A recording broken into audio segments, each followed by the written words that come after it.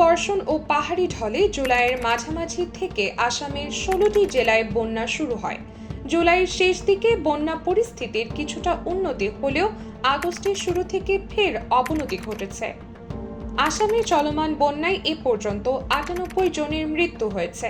বর্তমানে রাজ্যের 35 জেলার মধ্যে 13টি জেলার 464 গ্রামে ভোগান্তিতে পড়েছেন 1,56,000 মানুষ। বন্যায় ক্ষতিগ্রস্ত জেলার মধ্যে সবচেয়ে খারাপ অবস্থায় আছে শিবাসগড়। এ জেলায় বন্যা কবলিত লোকজনের সংখ্যা 58,750 জন। ক্ষয়ক্ষতির বিচারে শিবাসগড়ের পরেই দ্বিতীয় স্থানে আছে গোলাঘাট, তৃতীয় স্থানে জোরহাট, চতুর্থ স্থানে চড়াইদেও, পঞ্চম স্থানে দারাং এবং ষষ্ঠ স্থানে ধেমাজি। এছাড়া বন্যায় নষ্ট হয়েছে উপদ্রুত 13 জেলার 10,748.64 হেক্টর জমির ফসল। সেই সঙ্গে ভেসে গেছে 47,809টি গবাদি পশু।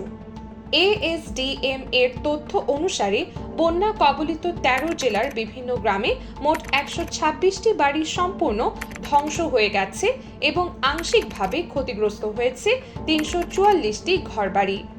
বন্যার্তদের সহায়তা এবং পুনর্বাসনে 13 জেলায় মোট 73টি ত্রাণ শিবির খুলেছে এএসডিএমএ।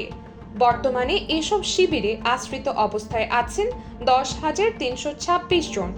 এছাড়া দুর্গম এলাকাগুলো থেকে বন্যা দুর্গত লোকজনকে উদ্ধারে এখনো অভিযান চলমান রয়েছে। আয়েশা নিঝুম, নিউজ ডেস্ক, দেশ বাংলা।